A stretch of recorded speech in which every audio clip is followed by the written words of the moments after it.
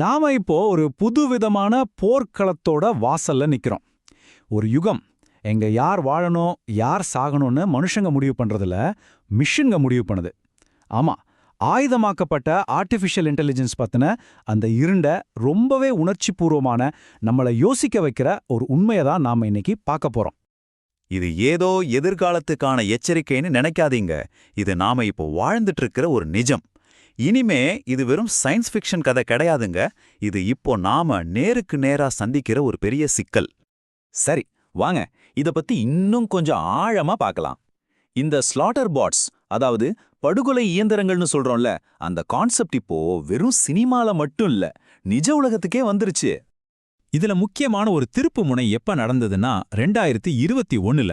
அப்போதான் ஐநா சபை ஒரு ரிப்போர்ட் வெளியிடுறாங்க. அதுல சரித்திரத்திலே முதல் முறையா ஒரு தன்னாட்சி ஆயுதம், அதாவது எந்த ஒரு மனுஷனோட நேரடி கட்டுப்பாடும் இல்லாம அதுவா சுயமானவே மனுஷங்களை தேடி போய் தாக்குனத உறுதிப்படுத்தினால. யோசிச்சு பாருங்க, இந்த ஒரு விஷயமே இந்த பிரச்சனையோட தீவிரத்தை நமக்கு பளிச்சுன்னு காட்டுது. அப்போ இந்த புது ஆயுதங்கள்னா அப்படின்னா என்ன? மத்த ஆயுதங்களுக்கும் இதுக்கும் என்ன வித்தியாசம்? வாங்க அடுத்ததா இத பத்தி தெளிவா புரிஞ்சுக்கலாம். இதோட டெஃபினிஷன் ரொம்ப சிம்பிள், ஆனா ரொம்ப முக்கியமானது. இந்த தன்னாட்சி ஆயுதங்களை கில்லர் ரோபோட்ஸ்னு கூட சொல்லுவாங்க. இதுங்க ஒரு மனுஷன் ஆர்டர் போடணும்னு காத்துட்டு இருக்காது.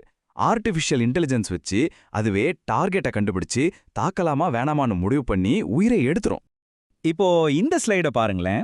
இதுல தான் முக்கியமான வித்தியாசமே இருக்கு. லெஃப்ட்ல இருக்கிறது நாம இப்போ யூஸ் பண்ற ட்ரோன்ஸ். ஒரு மனுஷன் அதை கண்ட்ரோல் பண்ணுவாரு, ஃபைனல் டெசிஷன் அவர் கையில தான் இருக்கும். ஆனா ரைட்ல பாருங்க, அந்த முடிவு ஒரு அல்காரிதம் கையில போயிருது. அதாவது ஒரு கம்ப்யூட்டர் ப்ரோக்ராம் கிட்ட. மனுஷன் இந்த ஒட்டுமொத்த ப்ராசஸ்ல இருந்தும் வெளியே போயிடுறான். இந்த டெக்னாலஜி ஒரு பெரிய தார்மீக சிக்கலை உருவாக்குது. அதாவது ஒரு தப்பு நடந்தா, ஒரு குற்றம் நடந்தா அதுக்கு யாரு பொறுப்பு, யாரு குற்றவாளி? இந்த கேள்விதான் நம்மள அடுத்த கட்டத்துக்கு கூட்டிட்டு போகுது. இந்த கேள்விய நீங்களே உங்களுக்குள்ள கேட்டு பாருங்க. ஒருவேளை ஒரு மிஷின் தப்பா ஒரு அப்பாவி உயிரை எடுத்துட்டா நாம யார்கிட்ட போய் நியாயம் கேட்க முடியும்? இங்க தான் பிரச்சனையே ஆரம்பிக்குது. ஏன்னா இங்க ஒரு சட்ட வெற்றிடம், ஒரு அக்கௌண்டபிலிட்டி கேப் உருவாகுது. எப்படின்னு பாருங்க. அத அனுப்புன கமாண்டரை கேட்கலாமா? மிஷின் அதுவா முடிவெடுக்கும்னு நான் எதிர்பார்க்கலன்னு அவர் சொல்லிடலாம். சரி, அத உருவாக்கின புரோகிராமர் அவரே இந்த குறிப்பிட்ட கொலையை செய்யணும்னு கோடு எழுதல. அப்புறம் கம்பெனி, அவங்களுக்கு அரசாங்கத்துக்கிட்ட இருந்து சட்ட பாதுகாப்பு இருக்கும். கடைசியா அந்த மிஷனை குற்றவாளின்னு சொல்ல முடியுமா? அதுக்குன்னு உணர்ச்சியோ நோக்கமோ எதுவும் கிடையாது. இதுதான் இந்த பொறுப்புக்கூறல் இடைவெளி. இது வெறும் ஒரு தனிப்பட்ட சட்ட பிரச்சனை மட்டும் இல்ல. இது எப்படி ஒரு உலகளாவிய பாதுகாப்பு அச்சுறுத்தலா மாறுதுன்னு இப்ப பார்க்கலாம். உங்களுக்கு 2010ல நடந்த வால் ஸ்ட்ரீட் ஃபிளாஷ் கிராஷ் ஞாபகம் இருக்கா? கம்ப்யூட்டர் ஆல்காரிதம்கள் ரொம்ப வேகமா ஒன்னோட ஒன்னு போட்டி போட்டதால நிமிஷத்துல $1 ட்ரில்லியன் காலியாச்சு.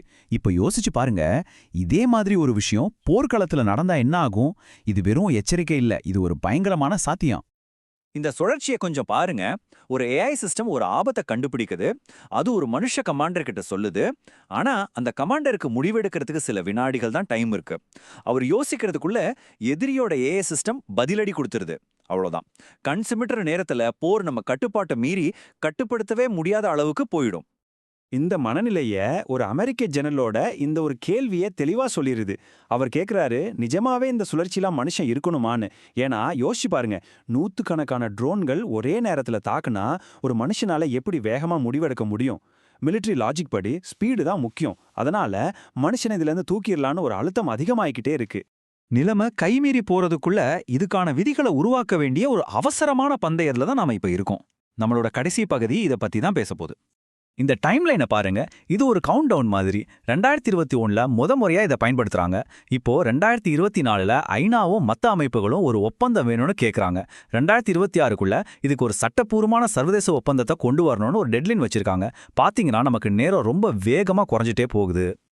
ஐநா பொதுச் செயலாளர் அன்டோனியோ குட்டெரஸ் சொன்ன இந்த வார்த்தைகள் ரொம்ப வலிமையானது. அவர் சொல்றாரு, மனுஷனோட தலையீடு இல்லாம உயிரை எடுக்கிற அதிகாரமும் சுதந்திரமும் இருக்கிற மெஷின்கள் அரசியல் ரீதியா ஏத்துக்க முடியாதது, தார்மீகமா அருவருப்பானது, சர்வதேச சட்டப்படி தடை செய்யப்பட வேண்டியதுன்னு.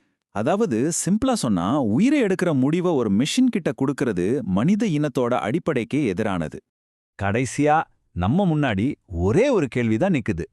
போருக்கான விதிகளை மனுஷங்களான நாம நம்ம மனசாட்சியோட எழுதுவோமா இல்ல எந்த உணர்ச்சியும் இல்லாத கம்ப்யூட்டர் அல்காரிதம்கள் நமக்காக அதை எழுத நாம அனுமதிக்க போறோமா? இந்த முடிவு நம்ம கையில தான் இருக்கு.